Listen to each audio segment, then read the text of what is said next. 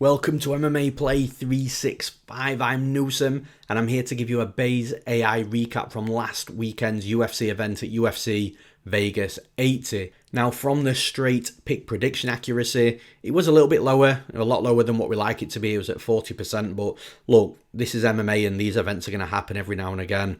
It's very, very rare that Base AI hits 40%. That's 4 correct picks from 10 fights, I believe. So yeah, it doesn't happen often. It's normally, mid to high 60s, sometimes in the mid 70s. We've seen it up at 80. We've even had an 100% event as well. So yeah, it's very rare. So the theme of this specific recap though is going to be more from an education perspective surrounding near 50-50 fights and big underdogs, because this did seem to be the theme of the night. So I'm going to tailor that towards the recap on the fights, the specific fights that I've chosen that make sense for the topic that I want to talk about. So the first fight that we're going to talk about is Nate Maness versus Mateus Mendonca.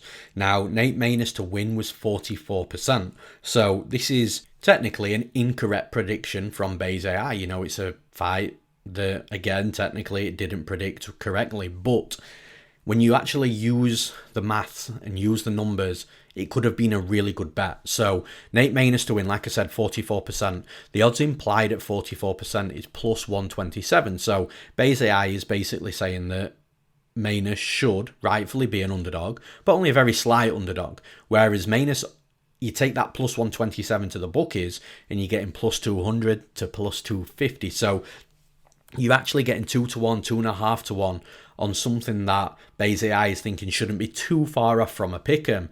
So from a value perspective, you definitely don't bet Mendonca because there's no value there. So this fight, again, if you're using Base AI in regards to implied probability and making good bets, then you don't bet Mendonca. And the absolute worst case scenario, if you're not sold on Maness, is you pass on it, but at least you've not gone for the favourite with no value in Mendonca and then lost money.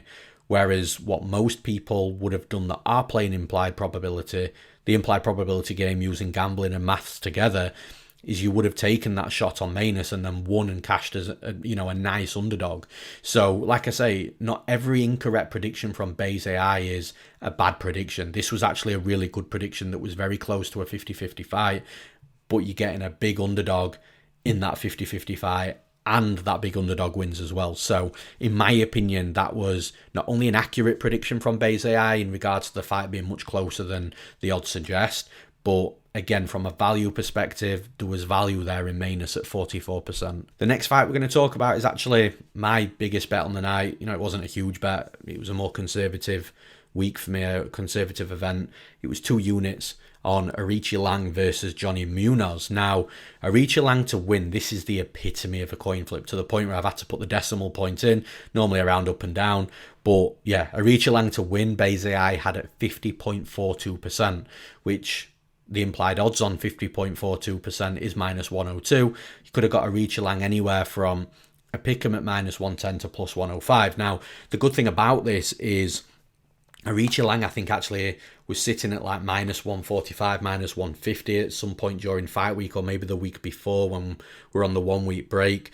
I liked Aoriqileng before that. I taped before the 1 week break, so I was on holiday, and just watching that line come down, it's something that it's a lesson in being patient, because if I'd have just got overexcited and bet Aoriqileng at minus 145 or minus 150, I actually bet him at plus 100, so I actually ended up getting that plus money on him. I know he closed at some books at plus 105, that wasn't available to me, but I actually bet him at plus 100, so it's a lesson in being patient on the line, because it did come all the way down. And look, even if you'd bet a pick'em at minus 110, technically there's no value according to Base AI. But if you'd have waited again a little bit longer and you'd got into that plus money, that's when you start getting some value. Not a massive amount of value, but value's value nonetheless. So yeah, in my opinion, a good prediction from Base AI. Technically, it's a winning one, even though there's only 0.42% in it, but it's a winning prediction, and there would have been some value if you'd have been patient as well.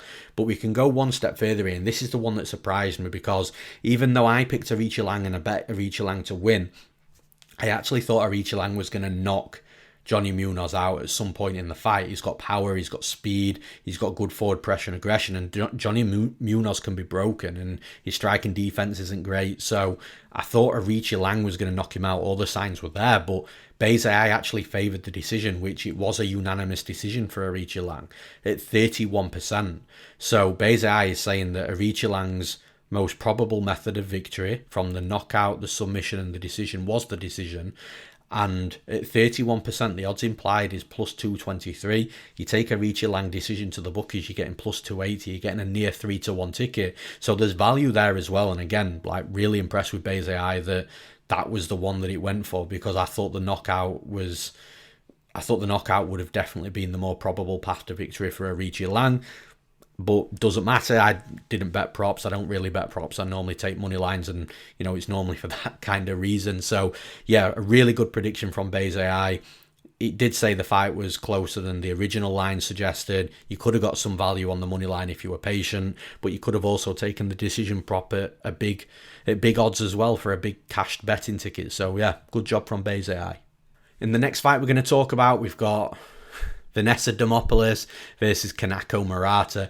Now, before anybody jumps on this, I'm very aware that this was, a pretty blatant robbery, and Murata should have won the fight. I really can't believe she didn't, if I'm being honest. But, on paper, Vanessa Demopoulos won. That's a fact. If you bet Vanessa Demopoulos to win the fight at the bookies, you would have cashed your bet. That's a fact. So I am just basing this recap on the facts and not what should have happened. But look, Vanessa Demopoulos versus Kanako Murata. Base AI had Demopoulos to win at 36%. So quite low. Like, Base AI was quite high on Murata.